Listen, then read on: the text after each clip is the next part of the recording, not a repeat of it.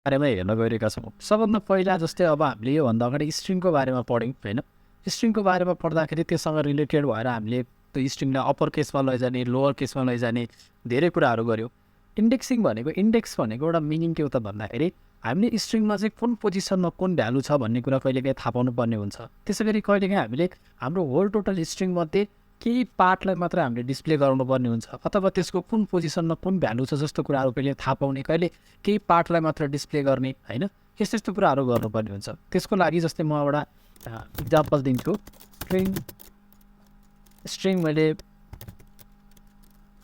स्ट्रिङमा value भनेर चाहिँ दिएँ मैले फिस्कस टु। जस्तै मैले कुनै एउटा स्ट्रिङ दिएछु, Nepal is a beautiful country होइन। Suppose Nepal is a beautiful country लेखेँ।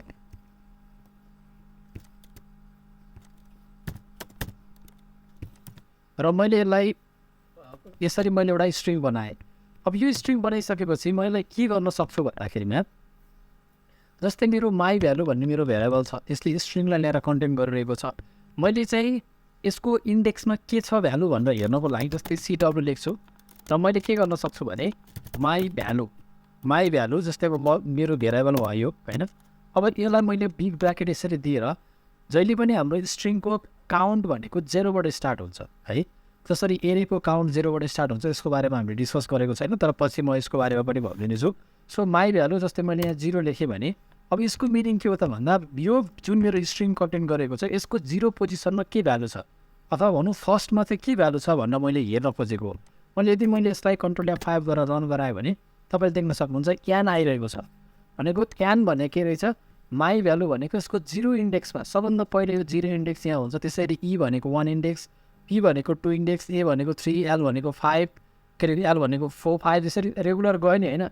त्यसपछि स्पेसले पनि स्पेस लिइरहेको हुन्छ। स्पेस दिएँ भने मैले एउटा स्पेसले पनि एउटा क्यारेक्टर लिइरहेको हुन्छ, एउटा क्यारेक्टर जति स्पेस लिइरहेको हुन्छ। त्यसै गरी मैले डबल स्पेस दिएँ भने दुईवटा क्यारेक्टरको स्पेस यसले लिइरहेको हुन्छ।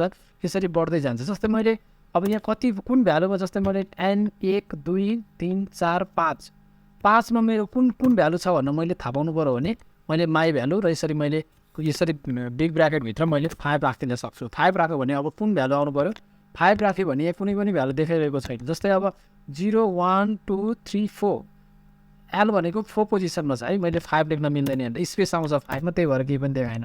किनभने काउन्ट हाम्रो कहाँबाट हुनु पऱ्यो, 0बाट हुनु पऱ्यो। जस्तै L भन्ने यसरी आइरहेको छ। तपाईँले एउटा काम गर्न सक्नुहुन्छ कि त भ्यालु भनेर 4 इन्डेक्समा कुन भ्यालु छ भनेर, एउटा त यो तरिका भयो।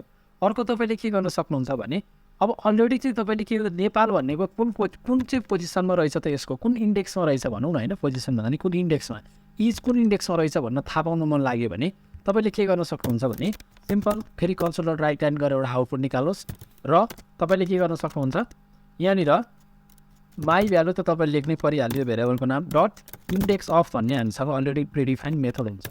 इन्डेक्स अफ के को इन्डेक्स पत्ता लगाउनु पऱ्यो, अब हेर्नुहोस् इन्डेक्स अफ के पत्ता लगाउनु पऱ्यो, इसको इन्डेक्स पत्ता लगाउनु पऱ्यो। यसको इन्डेक्स कुन छ पहिला तपाईँ आफू काउन्ट गर्नुहोस्। नेपाली L भनेको 4, यो 5, यो 6 इन्डेक्समा छ है। पहिला मैले नर्मली क्यालकुलेसन गर्दा 6 इन्डेक्समा छ। अब यहाँ के हुन्छ, मैले अर्को एउटा ब्राकेट क्लोज गर्नु पऱ्यो र मैले यसलाई फेरि यो कोडलाई रन गरायो भने तपाईँले आउटपुट देख्न सक्नुहुन्छ 6 आइसकेको छ। त्यसै गरी मलाई ब्युटिफुलको अथवा कुनको चाहिँ मलाई इन्डेक्स हेर्न मन लाग्यो, म सबैको इन्डेक्स हेर्न सक्छु है। अब यो पनि भयो तपाईँको इन्डेक्सिङ हेर्ने कुरा।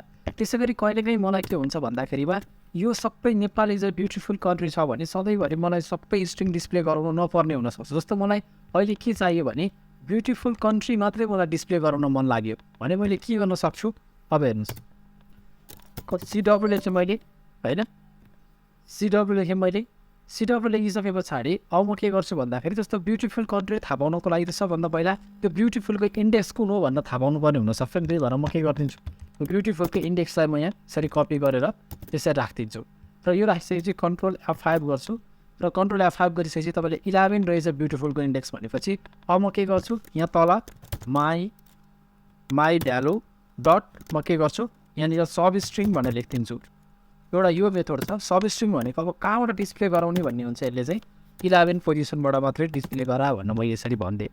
अब हेर्नुहोस् कन्ट्रोल मैले F5 गरेर फेरि मैले रन गराएँ हेर्दाखेरि ब्युटिफुल कन्ट्री भनेर मात्र डिस्प्ले भएको छ। यसरी चाहिँ तपाईँले इन्डेक्सिङको बारेमा काम गर्न सक्नुहुन्छ। सो तपाईँले चाहिँ यहाँनिरबाट चाहिँ माई भ्यालु, इन्डेक्स अफ र सब स्ट्रिङको बारेमा, त्यसरी इन्डेक्सिङको बारेमा हेर्न सक्नुहुन्छ। Thank you.